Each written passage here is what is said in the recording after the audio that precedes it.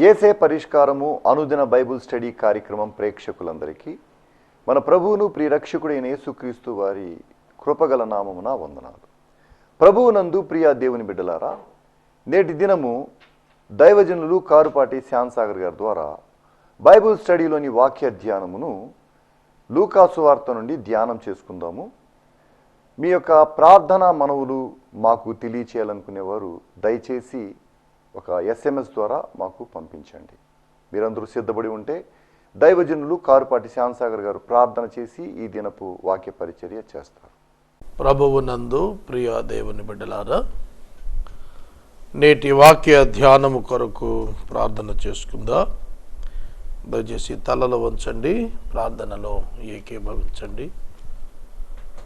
మమ్మలను మిక్కిలిగా ప్రేమిస్తోన్న మా ప్రియ పరలోకపు తండ్రి, మీ పరిశుద్ధ ఘన నామమునకు వందనాలు. నేటి వాక్య ధ్యానం మాకు దీవెనగా ఇవ్వండి. మా రక్షకుడైన యేసు నామమున ప్రార్థిస్తున్నాము తండ్రి, ఆమెన్.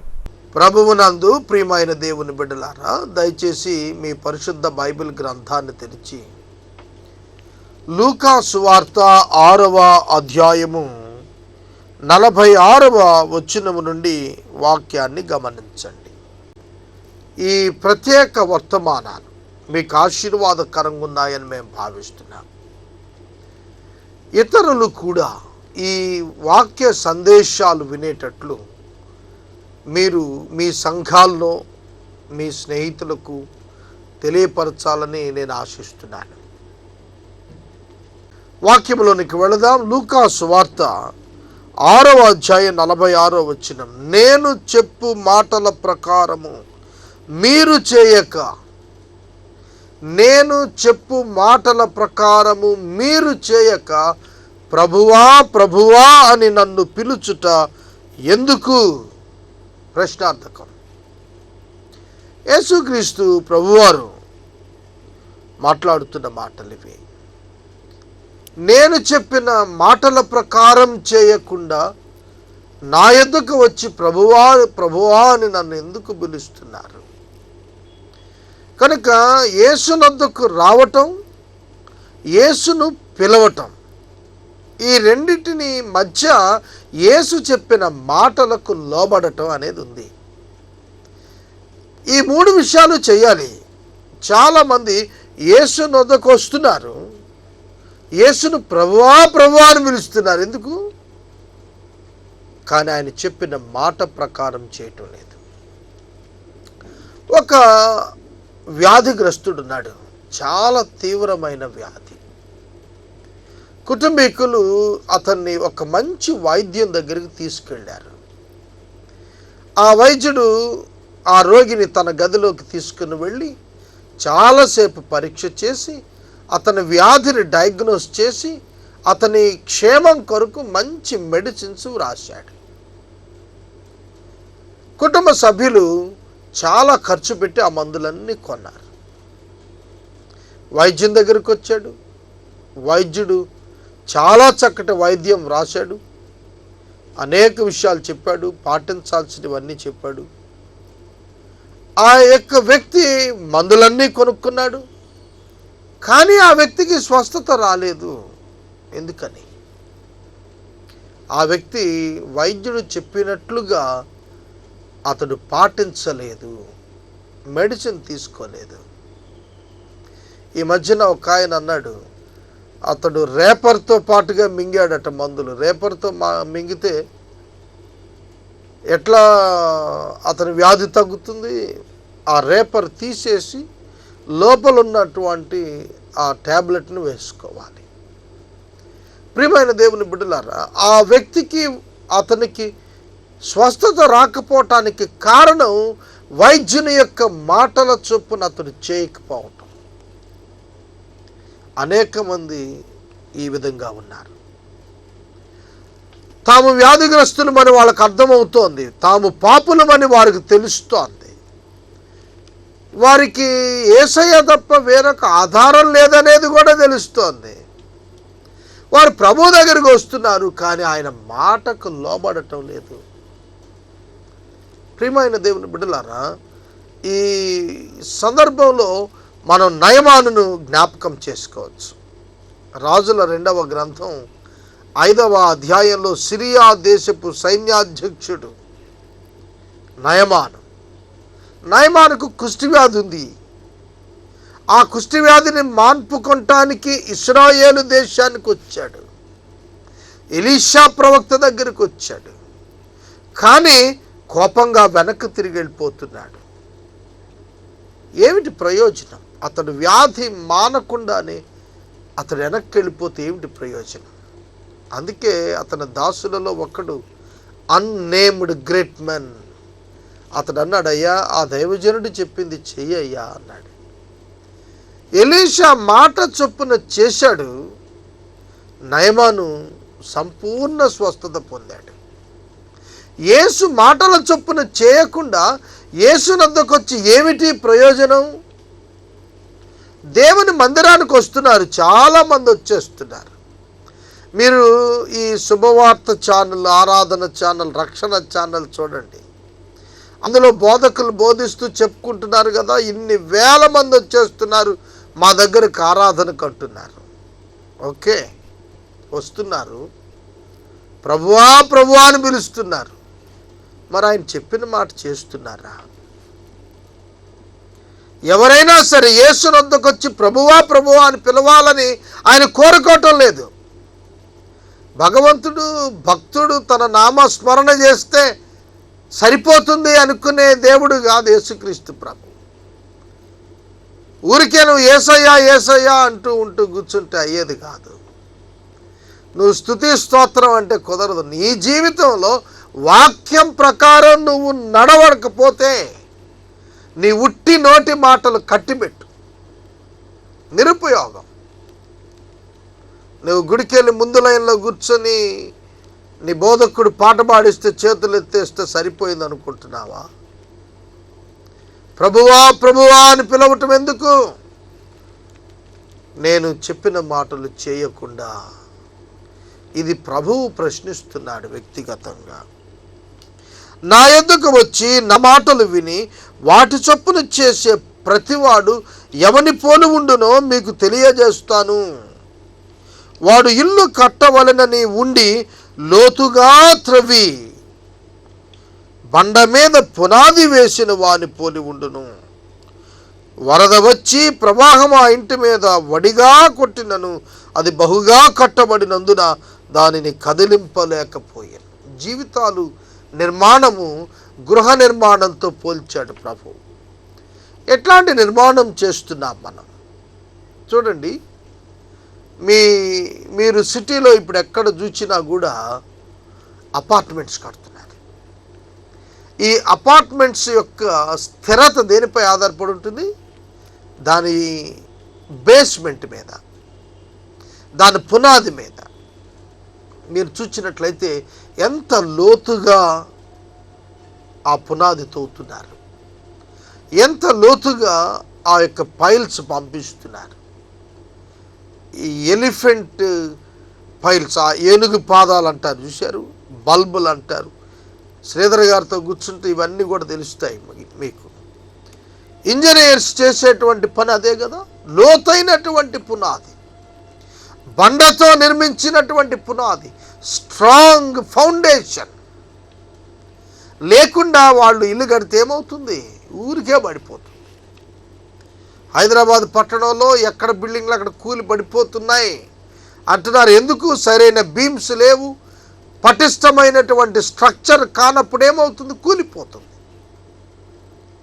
ప్రియమైన దేవుని బిడ్డలారా, ఒక వ్యక్తి యొక్క ఆధ్యాత్మిక జీవితం ఎంత వడిగా వేగంగా వరదలు కొట్టినా, కష్టాలు నష్టాలు వచ్చిన ఆధ్యాత్మిక జీవితం నష్టపోకుండా కాపాడబడాలి అంటే ఆ వ్యక్తి లోతైన పశ్చాత్తాపముతో,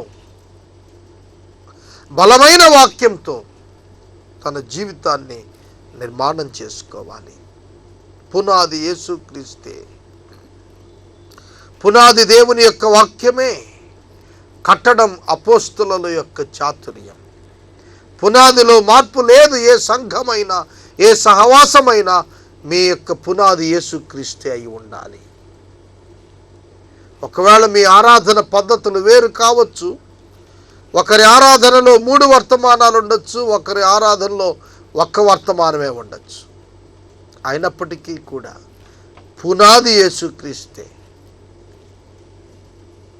విధానాలను బట్టి కాదండి, వ్యక్తిగత జీవితాల్లో లోతైన పశ్చాత్తాపము చేత, వాక్యము చేత నిర్మాణం చేసుకోకపోతే ఆ జీవితాలు ఎట్లుంటాయో తెలుసా? నా మాటలు విని దాని ప్రకారము చేయని వాడు పునాది వేయక నేల మీద ఇల్లు కట్టిన వాడిని పోలి ఉంటాడు. ప్రవాహము దాని మీద వడిగా కొట్టగానే అది కూలి పడిపోతుంది, ఆ ఇంటి పాటు గొప్పది అని చెప్పాను. ఆ ఇల్లు కట్టుకున్నవాడు అవస్థలు అంతా ఇంత కాదు. ఆత్మీయ జీవితాల నిర్మాణం వాక్యంపైనే, ఆత్మీయ జీవితాలు పటిష్టత వాక్యాన్ని బట్టే, ఆత్మీయ జీవితాల యొక్క ఘనత వాక్యం బట్టే. వాక్యం లేకుండా నీ జీవిత నిర్మాణం చేయొద్దు. ఆచారాల మీద, పద్ధతుల మీద భక్తిని నిర్మాణం చేసుకుంటే నీవు మనుషుల మధ్య గనుడు అని పిలువబడుతున్నావేమో. కొందరు తెల్లటి వస్త్రాలు వేసుకొని ఆరాధనకి రావాలంటారు. తెల్లటి వస్త్రాలు వేసుకొచ్చేస్తే మనుషులు ఎదుట మీరు యూనిఫామ్ బట్టి ఐడెంటిఫై అవుతారే తప్ప దేవుని ఎదుట కాదది. సోదరుడా, సోదరి, యేసయ్య మాటల చొప్పున మనం జీవించాలి. యేసు మాటలు మన జీవితాలను ఈ లోకములో బలమైనటువంటి కట్టడాలుగా నిలబెడతాయి. ఎన్ని శ్రమలు, ఎన్ని శోధనల గుండా నీ వెళ్ళినా ఎన్నడూ పడిపోవు. చూడండి, Rajahmundry bridge sir Arthur cotton గారు కట్టిన పాత బ్రిడ్జి ప్రస్తుతం నిలుపుదల చేశారు. వాటి యొక్క స్తంభాలు మీరు చూడండి, ఎన్ని సంవత్సరాలు, ఎంతటి వరద పోటును ఆ స్తంభాలు తట్టుకున్నాయి. లోతైన పునాది, బలమైన కట్టడం కనుక ఎంత వరద వచ్చినా, వరద దేనికి పోలిక? సడన్గా వస్తుంది, వేగంగా వస్తుంది. పటిష్టత లేకపోతే మొత్తం ఊడ్చుకెళ్ళిపోతుంది. శోధనలు కూడా అంతే. సంసోను చాలా సంవత్సరాలు తల మీదకు మంగళకత్తి రాకుండా పెంచాడు. ఎంత ఫిలిస్తీ సర్దారులు వచ్చినా అతను ఏం చేయలేకపోయారు. ఎందుకు? దేవుని మాట చొప్పున అతడు జీవించాడు. మంగళకత్తితో ఒక్క క్షణంలో క్షవరం అయిపోయింది. శోధనకు లోబడిపోయే జీవితం భ్రష్టత్వానికి వెళ్ళిపోతుంది. జాగ్రత్త. దేవుడు నీ జీవితంలో అనుమతించే ప్రతి పరీక్ష నీ విజయానికి మెట్లు కావాలి, కానీ నీ పతనానికి అవి అవకాశాలు కాకుండా నీ జీవితాన్ని మంచి వాక్యపు మార్గంలో నిలుపుకోవాలనేది ఇక్కడ నేర్పించబడుతున్న సత్యం. 7వ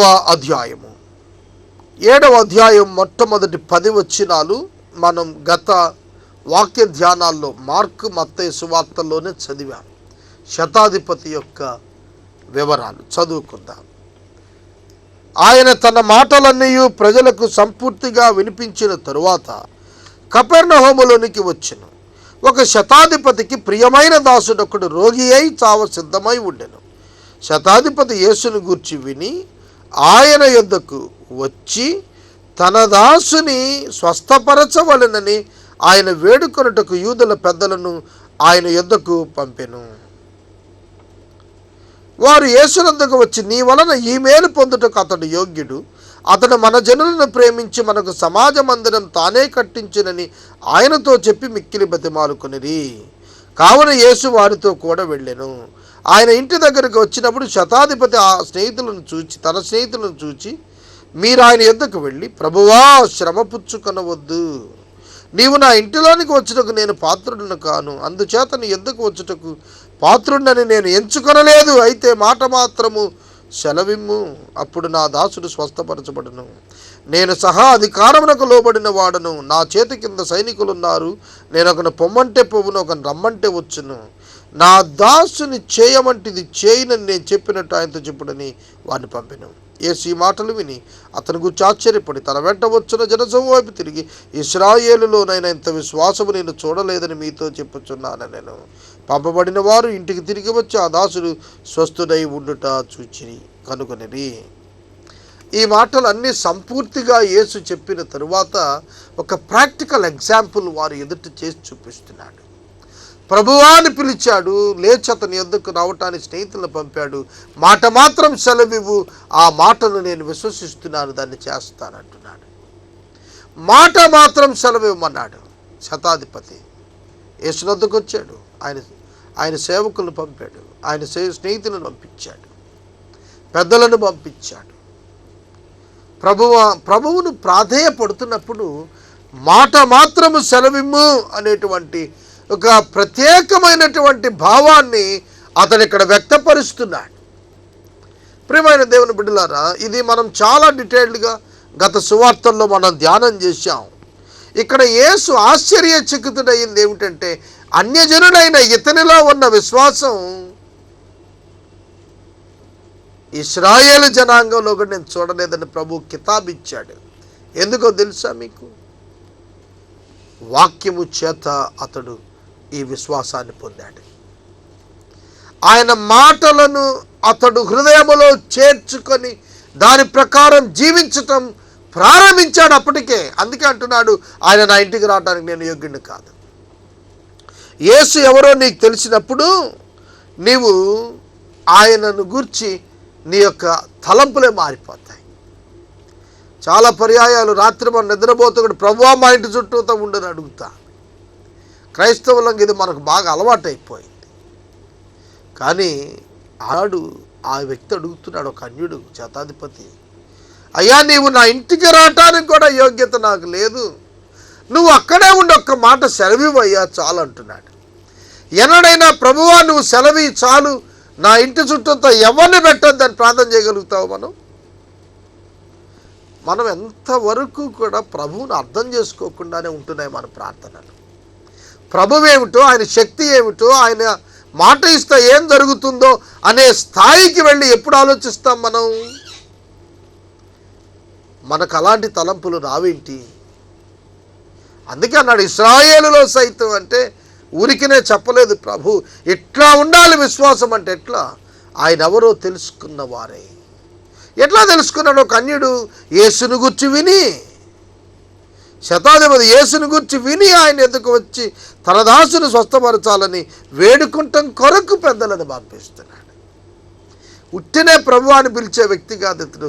క్రియాపూర్వక విశ్వాసాన్ని తన అంతరంగంలో కలుగున్నాడు శతాధిపతి. అతని కమ్యూనిటీ, అతని క్యాస్ట్, అతని క్రీడ్ ఇవేవి ముఖ్యం కాదు. అతని ఫెయిత్ ఇంపార్టెంట్. అతని యొక్క జీవితంలో యేసయ్య మాటను నమ్మిన విధానం ప్రాముఖ్యమైనటువంటిది. ఈ రాత్రికాలం మీరు యేసుని ఏ విధంగా నమ్ముతున్నారు? యేసుని మీ వ్యక్తిగత జీవితాల్లో ఆహ్వానించుకుంటున్నారా? అతడు మన ప్రజలను తాను ప్రేమించి వారి కొరకు ఒక సమాజ మందిరం కట్టించాడంటున్నాడు. ఒక అన్యుడు యూదుల కొరకు సమాజ మందిరం కట్టించాడు సొంత డబ్బులతో. ప్రియమైన దేవుని బిడ్డలారా, ఒక రిలీజియస్ ఇంట్రెస్ట్ ఉన్న వ్యక్తి కాదు ఇతడు. దేవుని పట్ల స్వచ్ఛమైనటువంటి సిద్ధపాటు కలిగినటువంటి వ్యక్తిగా ఉన్నాడు. అక్కడ కులమడ్డు రాలేదు. ప్రభువు చేత ఘనమైన సాక్ష్యం పొందటానికి అతని యొక్క ఇశ్రాయేలీయుడు కాదు అనేది ఎక్కడా ఆటంకం కాలేదండి. యేసయ్య అందరినీ పరీక్షిస్తున్నాడు. యేసు అందరి హృదయాలను ఎరిగినటువంటి వాడు. ఆ శతాధిపతి యొక్క దాసుడు యేసయ్య మాట చొప్పున సెలవీయగానే వారింటికి తిరిగి వచ్చేటప్పటికి బాగుపడి ఉండటం వారు చూచారు అని చెప్తున్నాడు. మీరు చూడగలగాలి అంటే మీరు విశ్వాసంతో జీవించాలి. మన జీవితాల్లో కార్యాలు మనం చూడగలగాలి. ఈ మాసం ఎపిసోడ్ స్పాన్సర్స్ ఆల్మోస్ట్ ఆల్ లేరు, చాలా వరకు లేరు. ఈ మాసాంతానికి ఖచ్చితంగా రీచ్ అవుతాం. Not by the people but by the power of the lord Jesus Christ. ప్రభువు యొక్క శక్తి చేత, ఆయన ప్రభువు యొక్క శక్తి మనకు గుర్తెరగాలి. మనల్ని బట్టి ఆయన కార్యం జరగదు, ఆయనను బట్టి ఆయన కార్యం చేస్తాడు. ఆయన ఎవరో నీవు గుర్తెరిగితే ఆయన తన కార్యం ఎట్లా చేస్తాడో నువ్వు చూడాల్సిందే, అంతే. సోదరుడా, సోదరి, ఈ రాత్రికాలం నీ జీవితంలో కదలలేక నిలిచిపోయిన ప్రతి పనిని నీ పక్షంగా కదిల్చి నెరవేర్చగలిగినటువంటి ప్రభువు ఉన్నాడు. ఆయన మాట సెలవిస్తే చాలని నువ్వు ప్రకటించగలుగుతావా? ఆయన మాట మాత్రం సెలవిస్తే చాలని అన్నప్పుడు ఆ విశ్వాసమును బట్టి ప్రభు కార్యాన్ని జరిగించాడు. ఈ రాత్రికాలం వాక్య భాగం ఇక్కడ నేను ముగిస్తున్నాను. రేపటి వాక్య ధ్యానంలో 11వ వచనము నుండి మనం వాక్యాన్ని ధ్యానము చేసుకుంటాం. ఎపిసోడ్ స్పాన్సర్స్ ముందుకు రావాలనని ప్రార్థించమని మనవి. మనము ఇంతవరకు దైవజనులు కారుపాటి శ్యామ్సాగర్ గారి ద్వారా బైబిల్ స్టడీలోని వాక్య ధ్యానమును లూకాసు వార్త నుండి ధ్యానం చేసుకుందాం.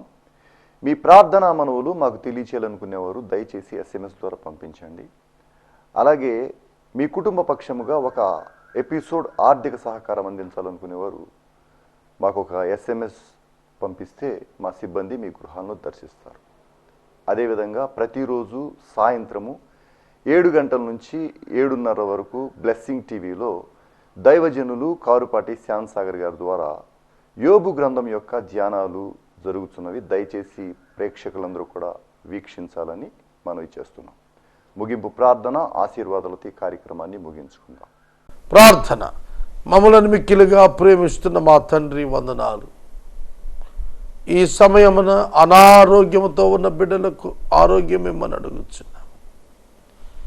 యాక్సిడెంట్స్లో ప్రాణాలు కోల్పోతున్న వారు, ఆప్తులు ప్రభు, అకస్మాత్తుగా ప్రాణాలు కోల్పోతున్న బిడ్డల యొక్క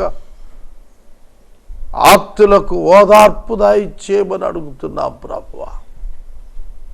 పేదరికము నుండి సంఘమును విడుదల చేయమని అడుగుతున్నా ప్రభు. ఈ సమయంలో మమ్మల్ని మీకు సమర్పిస్తున్నా. మీ మహిమ మాకివ్వండి, మీ కృప మాకివ్వండి, మీ సత్యమునందు మమ్మను ప్రతిష్ఠించము. యేసు నామమున వేడుచున్నాము తండ్రి, ఆమేన్.